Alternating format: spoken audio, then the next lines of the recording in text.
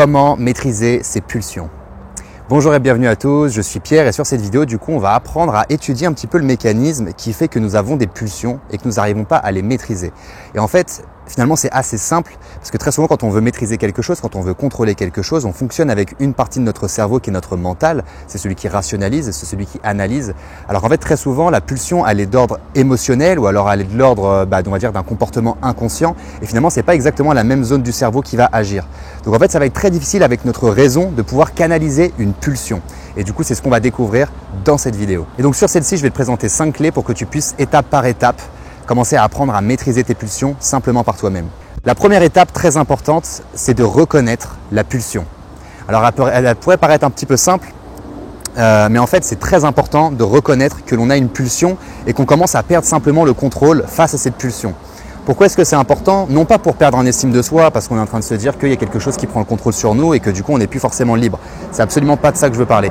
Simplement, quand on prend conscience qu'il y a quelque chose qui commence à prendre le contrôle sur nous, on commence, si vous voulez, à estimer qu'il est peut-être temps de faire un vrai travail pour pouvoir reprendre la maîtrise de cette pulsion. Et en fait, c'est pour ça que pour moi, c'est vraiment important de reconnaître qu'elle existe, parce qu'en reconnaissant qu'elle existe, on commence à mobiliser toutes nos ressources simplement pour pouvoir passer au-dessus de cette chose-là, en fait, qui commence à nous contrôler. Et donc, pour réapprendre à la contrôler, simplement la reconnaître pour pouvoir mobiliser nos ressources et passer cette étape progressivement. La deuxième étape que je te propose pour pouvoir maîtriser ta pulsion, ça va être simplement en fait de te faire une liste entre ce que cette pulsion t'apporte de bien et ce qu'elle t'apporte de mal. Et en fait, même la question que tu vas te poser en faisant cette liste, ce serait pourquoi est-ce que ce serait bien que j'arrête d'avoir cette pulsion? Alors certes, c'est une pulsion, tu ne peux pas l'arrêter forcément consciemment, ce qu'on disait au départ, mais peu importe. D'abord, fais ta liste, tu mets si tu veux tous les points positifs, donc tout ce que ça t'apporte positivement, et tout ce qui est négatif, donc tout ce que ça t'apporte négativement. Et tu vas t'apercevoir bien évidemment que sur cette liste, il va y avoir beaucoup plus d'aspects négatifs que d'aspects positifs. Et en fait, quand tu vas voir ça, déjà tu vas commencer à envoyer un message à ton subconscient. Tu vas commencer à lui montrer tous les désavantages à avoir ce type de comportement et le peu d'avantages qu'il y a à adopter ce type de comportement. Et rien que déjà en prenant conscience de ça, c'est un peu la même chose que pour la première étape, c'est-à-dire que tu vas commencer à vouloir davantage mobiliser tes ressources parce que là, tu sais objectivement et de manière rationnelle ce qui est bon pour toi et ce qui est pas bon pour toi dans le fait d'avoir ce comportement. Donc c'est pareil, quand tu vas écrire ça, tu vas commencer à t'envoyer un message à toi-même, on va dire d'une manière inconsciente, simplement en voyant la liste des choses négatives qui est beaucoup plus grande que la liste des choses positives. Et donc petit à petit, ton inconscient, s'il comprend bien le message, il va commencer à changer sa manière de se comporter inconsciemment et donc automatiquement, de manière à ce que tu puisses reprendre le contrôle sur cette pulsion. La troisième étape que je voulais te proposer par rapport à la maîtrise des pulsions, qui à mon sens est vraiment une des plus importantes, c'est en fait simplement de connaître l'envie derrière la première envie. Très souvent, quand on a une pulsion, c'est qu'on a une envie. Je vais prendre un exemple simple. Quand on est fumeur de cigarettes et qu'on a la pulsion de fumer plusieurs cigarettes par jour. Et puis d'un coup, la pulsion comme ça commence à nous prendre et puis on se sent obligé d'aller fumer cette cigarette et puis finalement, on ne se sent plus vraiment libre. Et en fait, si on prenait l'origine de la cigarette, c'est-à-dire la première cigarette que tu as fumée, en fait, tu devrais te souvenir qu'elle était vraiment dégueulasse. Elle était vraiment pas bonne. Ok ? Elle était immonde. Et plusieurs fois même, tes premières cigarettes, ton corps à chaque fois t'a expliqué que c'était pas quelque chose qu'il voulait. Ça t'a dégoûté, ça te donnait peut-être envie de vomir, ça te donnait mal à la tête, ça te donnait des nausées, etc., etc., ou mal au ventre, ou ce que tu veux. Et en fait, déjà à la base, ton corps n'en voulait pas. Mais toi, tu as insisté. Et comme tu as insisté, progressivement, il a rendu ça automatique. Ok. Maintenant, ce qui est important de savoir, c'est pas comment est-ce que je vais réussir à maîtriser ma pulsion de fumer des cigarettes. C'est qu'est-ce que t'apporte la cigarette, ok? Quelle est la ressource finalement que tu trouves quand tu fumes une cigarette? La première fois que tu as fumé une cigarette, quelle était la ressource qui te manquait que tu as voulu chercher dans ce substitut? Et en fait, c'est à ce moment-là que tu vas découvrir quelle est l'envie derrière l'envie. Et peut-être que tu vas t'apercevoir qu'en fait, derrière une cigarette, il y a la notion de plaisir. Ou alors peut-être qu'il y a la notion de se sentir relaxé. Simplement la notion de faire une pause. Simplement le fait de pouvoir bien respirer pour pouvoir se recentrer un petit peu sur l'instant présent. Ou ce genre de choses. Mais en fait, tout ça, c'est des choses que tu peux très bien faire sans cigarette. Et en fait, ce que tu veux vraiment, c'est pas la pulsion en elle-même. C'est pas la compulsion ou alors ce genre d'addiction. C'est ce qu'il y a derrière ça.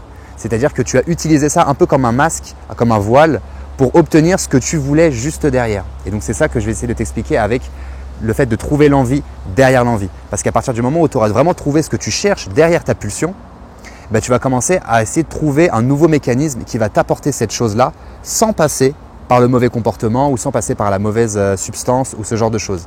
Simplement, cherche l'envie qui est derrière l'envie. Parfois, ça demande de plonger à l'intérieur, ça demande de faire un petit peu d'introspection. Mais au moins, une fois que tu as cette clé-là, progressivement, de la même manière, tu peux commencer à essayer de trouver une méthode pour pouvoir chercher cette ressource-là en fait que tu cherches et non pas la pulsion qui n'est pas forcément bonne pour toi. La quatrième étape que je voulais te partager pour pouvoir apprendre à maîtriser tes pulsions, c'est une étape que je propose dans énormément de mes vidéos, c'est la visualisation.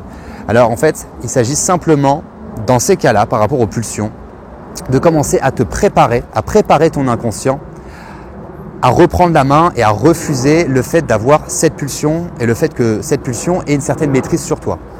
Je vais te donner un exemple. Imaginons, tous les matins à 10 h, quand j'ai ma pause, je ne peux pas m'empêcher d'aller m'acheter un pain au chocolat. Je ne peux pas m'en empêcher et ce qui fait que j'aimerais bien perdre du poids, mais tous les matins, je sais que je prends un pain au chocolat qui est plein de beurre et qui est plein de gras et qui n'est pas forcément bon pour moi et pour la ligne que j'aimerais bien adopter. Donc on se dit très souvent, j'aimerais bien arrêter cette pulsion qu'il y a derrière le pain au chocolat. Ok, très bien. Sauf que comme je l'ai déjà dit dans plusieurs de mes vidéos, notre cerveau ne fait pas la différence entre ce qui est réellement vécu et ce qui est imaginé. Et en fait, ça nous offre encore une fois une grosse clé de compréhension parce que ça veut dire que si vous commencez progressivement en imaginant que vous vous dites non à cette pulsion, ça va commencer à créer de la réalité. Je m'explique. Par exemple, si vous passez devant la boulangerie et que tous les matins vous avez l'habitude de prendre votre pain au chocolat et que quand vous passez devant, vous essayez de vous dire non, je ne vais pas le prendre, non, je ne vais pas le prendre. Mais en général, la pulsion va être plus forte parce que l'émotion est simplement plus forte que la raison dans la plupart des cas. Donc vous allez aller acheter ce pain au chocolat et ça va être trop difficile pour vous de dire non. Seulement, votre cerveau ne fait pas la différence entre ce qui est réellement vécu et ce qui est imaginé. Donc, ce que vous pouvez faire, c'est en fait préparer le terrain. C'est commencer à créer ce nouveau changement. Commencer à dire non en imaginant. Et plus vous allez répéter cette scène où vous passez par exemple devant cette boulangerie et vous vous dites non, je ne prendrai pas de pain au chocolat et vous concentrez absolument votre attention sur autre chose une fois que vous vous êtes dit non, plus vous allez vous visualiser, plus vous allez imaginer cette scène et plus en fait progressivement, elle va devenir un peu plus concrète. Et dans votre réalité concrète, quand vous allez passer devant la boulangerie, ça va être beaucoup plus simple de dire non parce que vous avez déjà imaginé à plusieurs reprises que vous avez dit non. Et donc pour votre cerveau, c'est la même chose. Pour lui, il se dit que vu que vous avez imaginé plusieurs fois dit non, vous avez déjà plusieurs fois dit non. Donc c'est beaucoup plus simple au bout d'un certain nombre de fois de dire non une fois qu'on passe devant la boulangerie. Donc en fait c'est ça que j'entends par la visualisation. Apprends progressivement à maîtriser ta pulsion simplement en visualisant que lorsque elle va agir, tu la refuses et tu arrives à reprendre le contrôle sur elle. En visualisant dans ta tête, simplement en imaginant que tu reprends le contrôle en disant non à cette pulsion parce que tu sais tout ce qui est négatif par rapport à elle. Donc voilà par rapport à la quatrième étape pour maîtriser ces pulsions. Et enfin la cinquième et dernière étape que je voulais te partager dans cette vidéo, c'était en fait de te créer des nouveaux rituels. Je ne sais pas si tu t'es déjà aperçu à quel point nous sommes un petit peu ritualisés dans nos vies et à quel point les petits rituels sont très importants. Je parlais par exemple du fumeur de cigarettes et à quel point parfois ça peut être important d'avoir ce petit rituel de fumer sa cigarette. Et puis c'est même un rituel social parce que très souvent c'est des moments où la personne se retrouve avec d'autres personnes qui fument et puis c'est un moment qu'elle passe avec ces moments-là, avec ces personnes-là, pardon.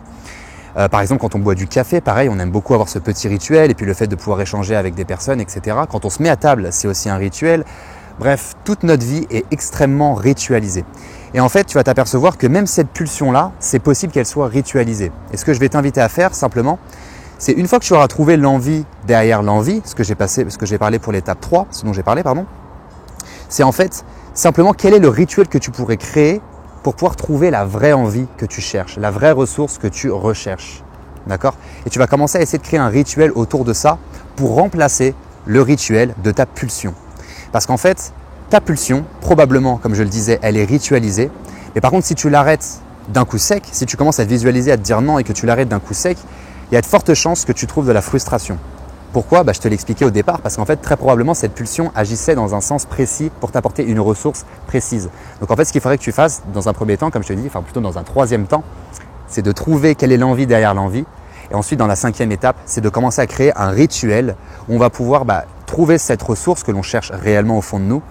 Et ensuite, trouver du coup un rituel où on va pouvoir trouver cette ressource dans notre quotidien. Donc voilà, ça sera à peu près tout pour cette vidéo. J'espère qu'elle t'aura beaucoup aidé à maîtriser tes pulsions. Si c'est le cas, je t'invite simplement à liker la vidéo, je t'invite à la commenter si tu as la moindre remarque à me faire et je t'invite à partager la vidéo évidemment si tu penses que ça peut aider d'autres personnes. Si tu n'es pas également abonné à la chaîne, je t'invite à le faire dès maintenant parce qu'il va y avoir énormément d'autres vidéos qui vont sortir sur ce type de thème, sur le fait de reprendre, on va dire, la maîtrise de certains comportements, de reprendre la maîtrise et de remettre un peu plus de conscience sur certains mécanismes inconscients. C'est aussi un des buts de cette chaîne, donc pense à t'abonner si ce n'est pas déjà fait. Et bien évidemment, si cette vidéo ne t'aura pas aidé en profondeur, parce que peut-être que tu as une pulsion qui est beaucoup plus puissante et que consciemment tout seul, tu n'arriveras pas en fait à passer au-delà de cette pulsion. Et pour certains cas, c'est normal. Et donc dans certains cas, ça va demander, par exemple si c'est une addiction, d'aller travailler directement avec un addictologue. Si c'est par exemple un comportement automatique qui a en fait, où il y a plein de liens qui sont créés entre ce comportement et peut-être un état d'esprit ou peut-être une ressource ou peut-être d'autres choses, et là tu pourrais travailler simplement avec un thérapeute, par exemple un hypnothérapeute entre autres. Parce que simplement en hypnose, on apprend en fait à couper les liens automatiques qui peuvent être créés entre quelque chose et un comportement, par exemple. Donc là, ça peut être très intéressant pour désancrer en fait tout ce qui t'automatise à réagir à cette pulsion, de travailler directement avec un hypnothérapeute. Sur ce, ça sera tout pour cette vidéo. Donc merci à toi pour l'avoir visionné. Je te dis à très vite pour une prochaine vidéo et prends bien soin de toi. Ciao.